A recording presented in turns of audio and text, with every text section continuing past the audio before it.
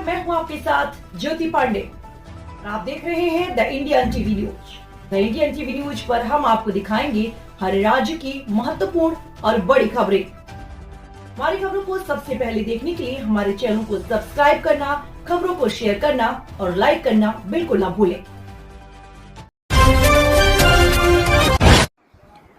Doctor Rohitas Sharma के विरोध में एसडीएम कार्यालय पहुंचे लोग। नारायणपुर कस्बे के बांसु रोड पर विक्रम गुर्जर अपनी खरीद शुदा भूखंड पर निर्माण कर रहा था। गत दिनों जिसके कुछ लोगों ने जिला कलेक्टर को बांसु रोड पर नदी में अवैध निर्माण होने संबंधित शिकायत की थी।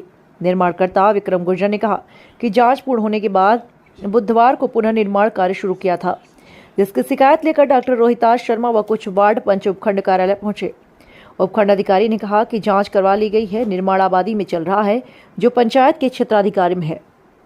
वर्तमान में नदी में कोई अवैध निर्माण कार्य नहीं हो रहा, जिस पर 5 से 6 पंचों के साथ डॉक्टर रोहितास शर्मा काम बंद करने की मांग को लेकर तहसील परिसर में धरने पर बैठ गए, जिसके कुछ समय बाद ही पीड़ित विक्रम गुर्जर के साथ सैकड़ों लोग रोहितास के विरोध में उपखंड कार्यालय पहुंच गए। विक्रम गुर्जर ने डॉक्टर रोहितास पर नाजायज परेशान करने का आरोप लगाया। विक्रम गुर्जर ने बताया, मैं मेरे खरीद शुदा भूखंड पर ही निर्माण कार्य करा रहा हूँ। डॉक्टर रोहितास शर्मा के आड़ में कुछ पंच मुझे ब्लैकमेल कर वसूली करना चाहते हैं। नारायणपुर से पत्रकार प्रदीप जांगीड़ की रिपोर्ट। अब इनके पास जनता के मुद्दे तो है नहीं उठाने के लिए, और वो बेचारा गुजर है जाति का गरीब आदमी है, उसको परेशान करने के लिए लगे हुए हैं, और कोई मुद्दा तो इनके पास है नहीं। इन्होंने विधायक रहते हुए या मंत्री रहते हुए तो कोई काम एक काम की इनके पास है नहीं गिनाने के लिए मैंने ये काम किया है। नाजायज रूप से उसको परेशान कर रहे हैं, जबकि उसकी 3-3, 4-4 बार जाँच हो चुकी है। यहाँ भी जांच हो चुकी है और कलेक्टर साहब से भी उसकी जांच हो चुकी है। आबादी की ज़मीन है, उसमें पट्टा है, पट्टे से उसने ज़मीन खरीदी है। उसने 15-20 दिन आराम से काम किया है। वो 5-7 दल उनको पैसे नहीं मिले तो क्या के मंथली उगाई करना चाहते हैं रोहतास के आड़ में, या उगाई का धंधा चलाना चाहते हैं नारायणपुर में। अब वो चलेगा नहीं, कौन देगा गरीब आदमी, कहाँ से पैसे लाएगा? तो उनको नाजायज रूप से परेशान कर रहे हैं। ऐसा कुछ नहीं है, वो लीगल वे में अपना काम कर रहा है और उसने खरीद शुदा है, उसकी ज़मीन है, उसी पे काम कर। पहले से ही यही कर रहे हैं। फिर शुरू में भी उन्होंने मेरा काम रुकवा दिया था। मेरी जांच होने तक जांच मैंने करवाई है प्रॉपर तरीके से, और जांच है, ये जो जांच हुई है ये मेरी जांचें हैं, रजिस्ट्री है, पट्टा है, सारी चीज़ें। और जो मैं निर्माण कर रहा हूँ, ये निर्माण तो मेरे पहले से भी था, लेकिन उसमें जो बाउंड्री थी उसी से मैंने शुरू किया है काम। और डॉक्टर साहब तो ये कहते हैं कि गुजर है, गुजर को नहीं करने देंगे, ये है वो है। और उसके जो 5-7 दलाल हैं, जिनमें से 2-4 तो पंचायत के पंच हैं, वो मेरे से पैसे वगैरह मांगे थे। मैंने उनको मना कर दिया, और इस वजह से वो डॉक्टर साहब की धमकी मेरे को पहले भी दे रहे थे, और दोबारा भी अब जब भी कोई काम होता है शुरू तो डॉक्टर साहब को बुला लेते हैं। ये सारी बातें ये है कि गुजर होने की वजह से कार्य नहीं करने दिया जा रहा के कार्यालय में आए नारायणपुर में, और उनसे पूरा एक डेपुटेशन अतिक्रमण रोकने के लिए मिला।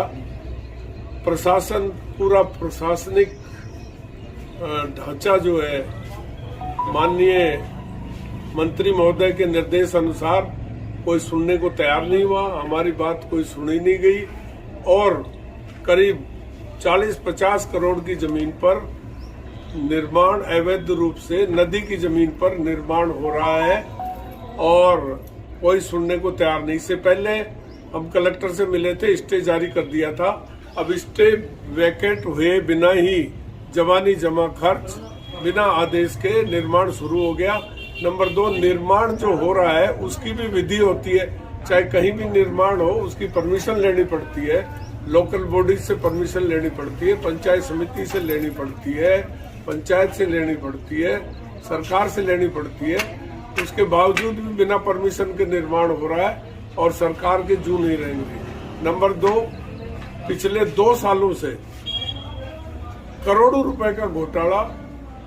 ये जो नेशनल हाईवे की जो सड़क है, कुशलगढ़ से लगाकर via Mundawar bypass, Mundawar Narayanpur bypass तक, ये नेशनल हाईवे की सड़क है। इस पर 8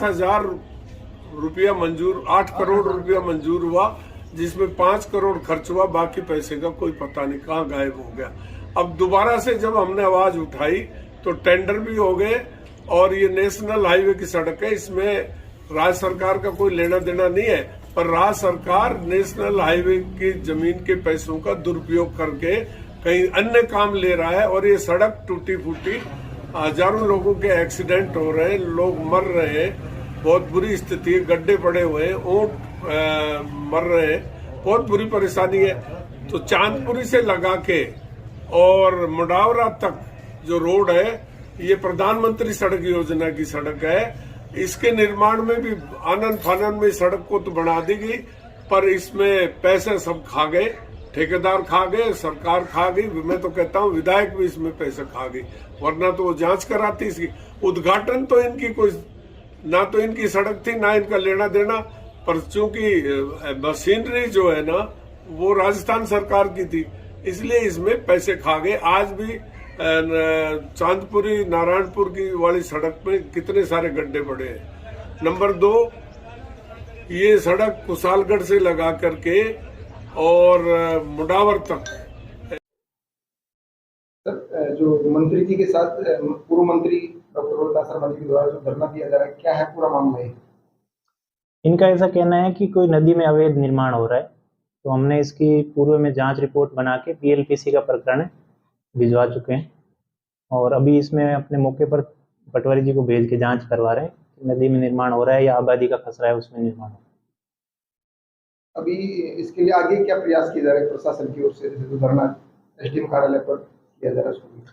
हमने इनको समझाने की कोशिश की, सीनियर्स हैं इनको समझाया, सारा बताया कि आबादी में निर्माण हो रहा है, ग्राम पंचायत के पास क्षेत्राधिकार है, हमारे क्षेत्राधिकार से बाहर है, आज के दिन कोई इसकी स्टे नहीं है, नदी में कोई निर्माण हम होने नहीं देंगे, नियमानुसार कार्रवाई।